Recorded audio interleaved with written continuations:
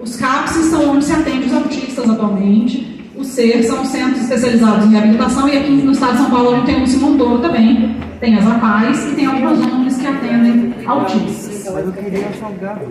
Gente, tem uma coisa que a gente precisa encarar. Lá no gabinete a gente recebe muita denúncia de mães assim: meu filho está fazendo só meia hora de terapia a cada 15 dias em grupo, no CER, no CAPSI, e por aí vai.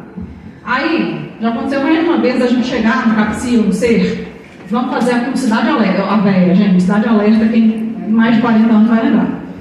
Vamos fazer um Cidade Alerta aqui, nós vamos chegar lá, vou filmar, falar: estou aqui no CER, recebemos uma denúncia, as pessoas estão fazendo terapia muito curta, o atendimento está horrível. Aí eu chego lá, eu vou conversar com a diretora do CER, e a diretora começa a chorar,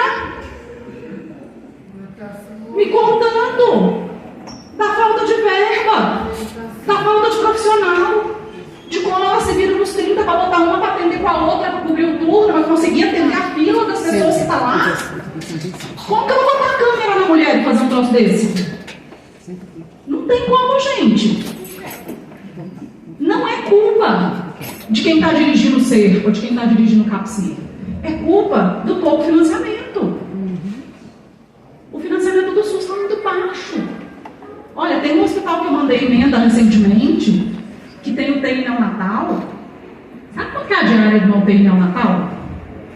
R$5.000. Sabe quanto que o SUS reembolsa? 17% desse valor. Esse hospital só vive na base de emenda parlamentar, e quando o Estado manda um dinheiro.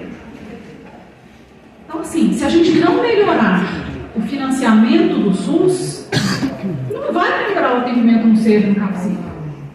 Como que a gente melhora o financiamento do SUS? Votem melhor. Escolham melhor os deputados federais e os senadores, porque são eles que votam o orçamento, são eles que votam emendas no orçamento federal. As pessoas não prestam atenção nisso. Olhem quem vocês estão votando, que projetos de lei que essa pessoa votou, como que ela votou em coisas que são importantes, porque são essas pessoas que vão determinar o financiamento que vai para o SUS. A gente põe muito peso, às vezes, no executivo, o presidente, o governador e tudo. Mas quem está mandando as coisas de verdade, gente, é o legislativo em Brasília. Abram o olho para as próximas eleições. Mudança para uma política de práticas baseadas em evidências, já falei. E aqui tem muita resistência, porque, de novo, reserva de mercado. Tem muita gente ganhando dinheiro com prática que não é baseada em evidência. E aí começa uma disputa que você vai ver, ela é tudo menos justa. O que eu tenho visto de desonestidade intelectual ultimamente na internet, para falar principalmente de aba, que sim, tem um passado horroroso, mas a própria psiquiatria, inclusive, eles faziam lobotomia, gente. Se arrancaram um pedaço de cérebro das pessoas no início do século. Então, assim, tem muita desonestidade intelectual, porque está todo mundo vendendo seu peixe. Ah, o autismo virou mercado. Virou, estamos no capitalismo. Está todo mundo querendo pagar boleto e vender o seu peixe. Agora, qual peixe está sendo vendido? É um peixe baseado em evidência, pelo menos? E não tem só uma prática baseada em evidência. Tem um monte. Mas o que é que a gente está oferecendo no SUS? Nada que de verdade faça diferença. Pelo menos quando a gente está falando de autismo, né, que é o foco aqui. Treinamento de professores do ensino infantil e fundamental para identificar sinais de transtornos do neurodesenvolvimento e por aí vai. E eu não estou falando só de autismo. Os professores foram essenciais para que o meu filho tivesse um diagnóstico precoce. Agora, tem outras condições também. Por exemplo, eu fiz uma audiência pública sobre dislexia. Gente, dislexia causa muita evasão escolar. Porque a criança fica com dificuldade de ler, ela fica com dificuldade de escrever. Portanto, ela tira nota baixa em português, ela sofre bullying, ela começa a achar que ela é burra e ela sai da escola. E ninguém ali se toca, porque o professor não tem um treinamento para identificar que aquela criança provavelmente tem dislexia e fazer um encaminhamento dela para um CAPS. Se tivesse um treinamento básico, nos sinais mais claros, qualquer coisa dessas, a gente já estaria diminuindo a evasão escolar absurdamente. Para algumas condições mais críticas que têm uma incidência mais alta, do tipo TDAH, autismo, dislexia. Dislexia, 4, 5% da população, é muita gente. Treinamento parental. A gente não tem condições, não vai ter tão cedo, por mais que a gente troque todo o Congresso Nacional, para poder dar intervenção precoce e intensiva do jeito que as crianças precisam. E se a gente conseguir dar treinamento parental, para pelo menos as mães saberem o que fazer, as famílias saberem o que fazer, o básico, como fazer a criança olhar para você, sabe? Hoje em dia dá para fazer muita coisa online também.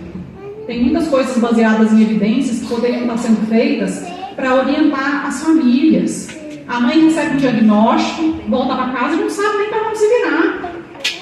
Básico, um treinamento parental básico. Isso dá para as prefeituras fazerem também.